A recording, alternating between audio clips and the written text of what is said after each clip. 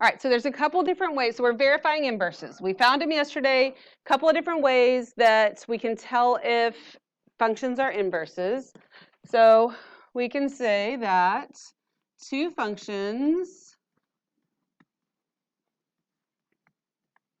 are inverses if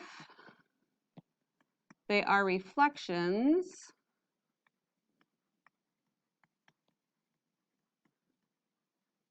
of each other in the line y equals x. Okay. So two functions are inverses if they're reflections of each other in y equals x. So this is how we're going to verify them graphically. So the line y equals x, that's the easiest line. It's your parent function line, right? So let's go ahead and graph that in. So this is my y equals x line. So I know where my line of reflection is. My instructions here say find the inverse, then verify graphically. So let's go ahead and graph our initial equation, our first one. So this is just a line, and we don't have to do fancy transformations on lines. We know how to graph a line, right? I can go to -6, 1, 2, 3, 4, 5, 6. That's my y-intercept. What's my slope? 3/1. So I go up 3/1, and then I can graph my line, which would look something like this.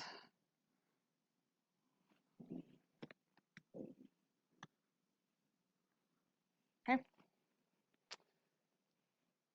So there should be three things graphed when you verify graphically: your y equals x, the original, and then the inverse. Okay, so then we need to find the inverse. So I'm going to set this equal to y, switch them. So 3y minus 6 equals x. Then I'm going to solve for y. So I'm going to add 6 to both sides. 3y equals x plus 6. Then I'm going to divide by 3, but I want to divide each term by 3. And I know that dividing by 3 is the same thing as multiplying by 1/3. So if I think about how I want the equation of a line to look, this would be y equals 1/3 x plus 2. That is the inverse, f inverse of x. Okay, so there's my inverse. I found it. And then I'm going to graph it, so I will verify graphically that these actually are inverses. So my y-intercept here is at 2. My slope is 1/3, so I go up 1/3. And then when I graph that, or draw that in, it looks something like this. And you can see that one line is a reflection of the other in that line y equals x. Okay. And they should intersect at the same, all three parts should intersect at the same point. What questions do you have? Okay, so let's look at number 2. I'm going to start by graphing my line y equals x.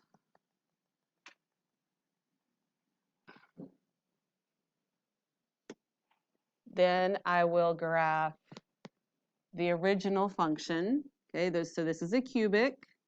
Cubic looks like this, right? I got anchor points. There's 5 of them. All 5 of them are important. Let me see how many squares are on my graph. I have 2, 4, 6, 8. Okay, so I'm going to start here at -2, -8. And the only thing I do is what? Go up 4. So I go up 4, there's my point. My next one will be -1, -1, go up 4. 0, 0, up 4. 1, 1, up 4. 2, 8, way off my graph, don't need to graph it. So my graph looks like this. Okay, so there's my original function. Then I'm going to find my inverse. So I set this equal to y. That'll give me y cubed plus 4 equals x. You solve for y. See if you can get that inverse.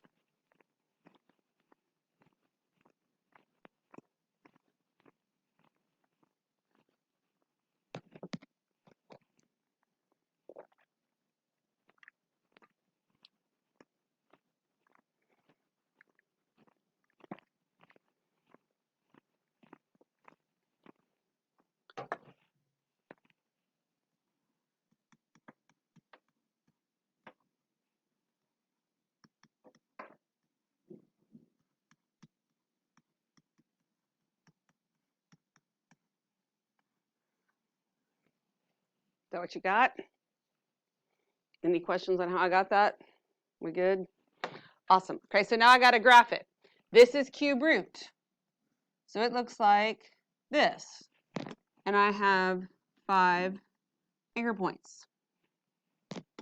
So the first one I start at is -8, -2. Then I do what? What does that 4 mean I do? Go to the right 4. Very good. Then I go to -1, -1, go to the right 4. 0, 0, right 4. 1, 1, right 4. 8, 2, right 4. And I'm off my graph, so this is what it looks like. And then you should be able to see the symmetry in your graph, and you have verified graphically that they are inverses of each other. The other thing to look at is this. So this point, this ordered pair right here is -1, 3, right? Then this one is 3, -1, because I switched x and y. So every point is going to be that way. This is 0, 4, so this is 4, 0. Okay, so each point is just a reflection of the other. Okay, we good? Okay, so that's how you verify graphically. Now, we can also verify them algebraically. So when I verify them algebraically, this is what I need to know. Two functions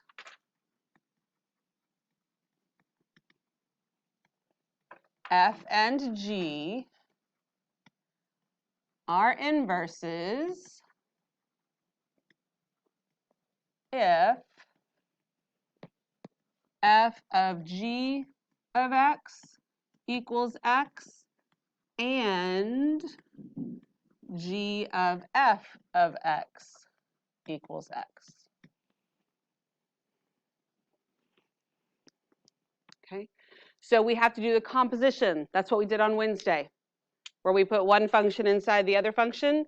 And if they're truly inverses, then once you work it out, you'll end up with x every time. If you don't end up with x, then it's not an inverse or you did something wrong. Okay, and since it says verify algebraically that they are inverses, it's not asking me if they're inverses or not. It's basically saying these are inverses, show me why. And so your work is the explanation, and if it doesn't work out, then your work is wrong because we should get x. Like we know that going in. So let's try this. We've got, so I have to do f of g of x. F of g of x. So I'm going to take g, substitute it in to f of x. So instead of x right there, I'll have 2x plus 7 minus 7 over 2. Okay, everybody understand where I substituted stuff in there?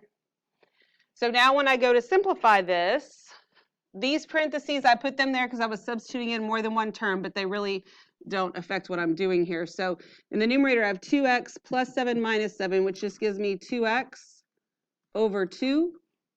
Then those 2's cancel out, and I get x. It's what I expected. It's what I wanted. I'm good. Okay. Then I have to go the other way, g of f of x. So now I'm going to take f, put it in here for g, or I'm sorry, put it in g.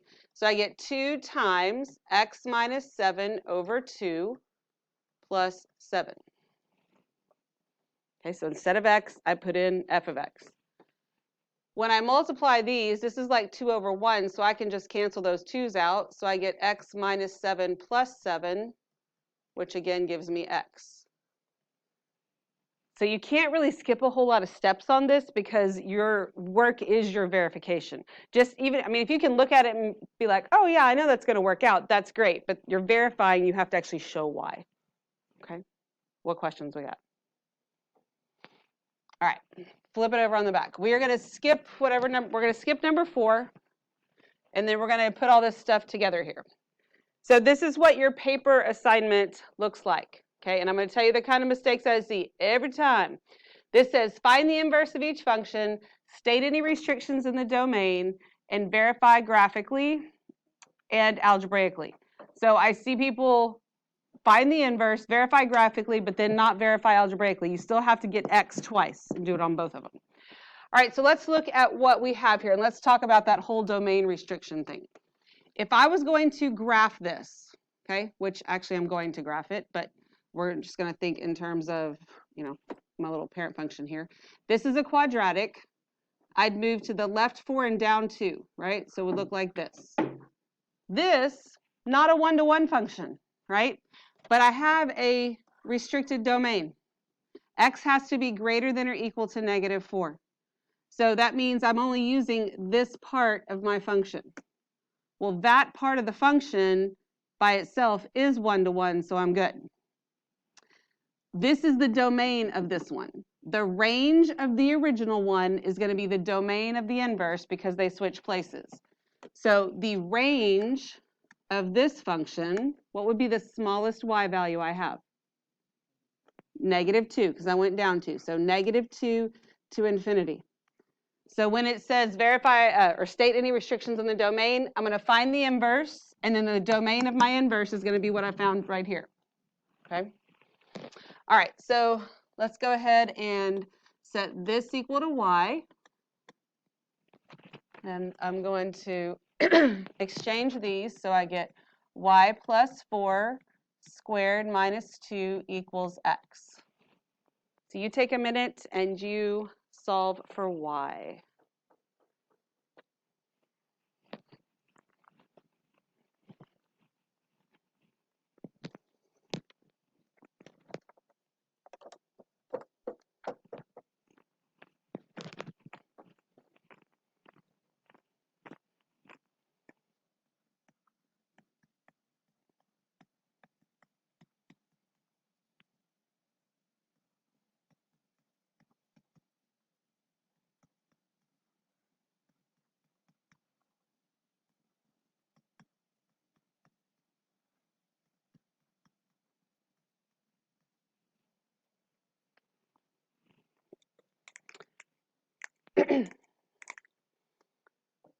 Do you agree with me up to this point? Okay, now I get plus or minus because I introduced the square root, but when we're taking the inverse, we only want the positive part of that. So the f inverse of x is just the square root of x plus 2 minus 4. Then the domain restriction I have comes from this right here. It is -2 to infinity. And that should make sense to you because what happens if I substitute in a -3? I end up with a -1, right? And I can't, if I take the square root of that, I don't get a real number. So that's why that has to be my domain restriction, okay? But I figured it out at the beginning. All right, so to verify graphically, we're going to start by graphing our y equals x line.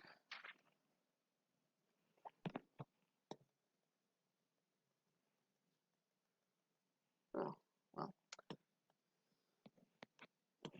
got a straight edge. I can't always hit my mark right. Okay. All right, so here, when I go to do this, I have a parabola that I'm going to graph, but I have a domain restriction. So even though I have 5 anchor points for a parabola, they're right here, 1, 2, 3, 4, 5, right? If it was actually on my parent function, I'm not using these over here. So I really only have 3 that I have. I'm going to start with the 0, 0, 1. Does that make sense? That's how I know to narrow it down. All right, so if I start with 0, 0, okay, I'm going to have to move this up here and I have to look it over here. I go to the left 4 and down 2, is that correct? Start at 0, 0, go to the left 4 and down 2. Then I start at 1, 1, go to the left 4, down 2. What's my next anchor point?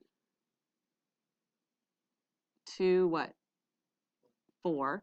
And then I go to the left, where did I go? Already lost track. 4, thank you. Left 4, down 2.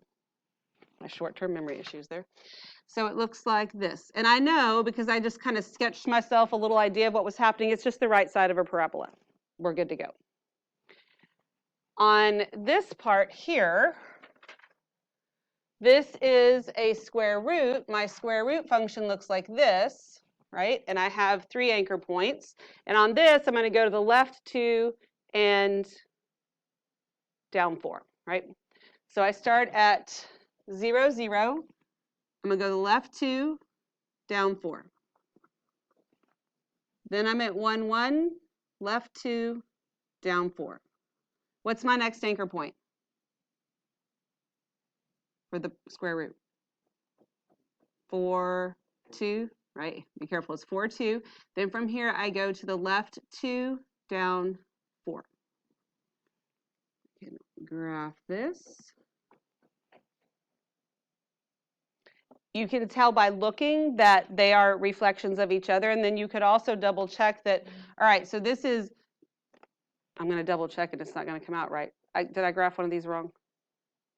Oh, no. I'm sorry, I was looking at the wrong points. I'm going to go to the left 3 and down 1, so it's -3, -1. So if I look at -1, -3, those are the ones that are reflections of each other. -2, 2, 2, -2. Okay, and the x and the y just switch places, all right? So we have found the inverse.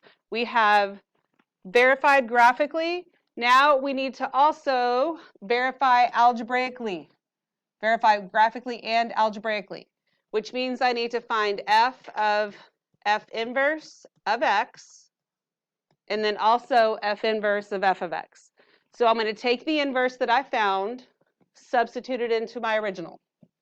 So when I open this, instead of x here, I'm going to have all of this. I'm going to have the square root of x plus 2 minus 4, and then I still have this plus 4 here, close my parentheses, squared, minus 2.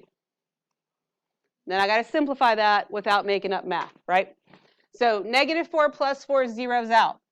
That leaves me with the square root of x plus 2 squared minus 2. What's the square root of x plus 2 squared? X plus 2. So I get x plus 2 minus 2. Those zero out. My answer is x, which is I totally expected. I get anything other than that, either I simplified wrong or maybe my inverse is wrong. Okay. Then I also need to do f inverse of f of x. So now I'm going to take f of x and I'm going to substitute it in here. So the square root, instead of x, I put all of this, x plus 4 squared minus 2. Then I still have this plus 2 after that, and then minus 4 outside. You simplify that one.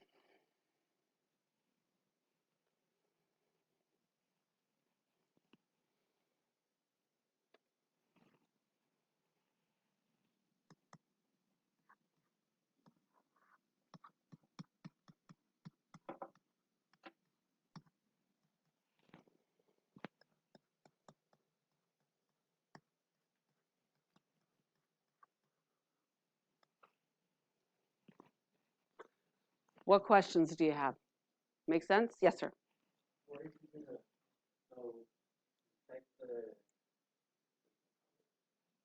Which row are you on? 1, 2, 3, or 4? Right here? Okay, go ahead.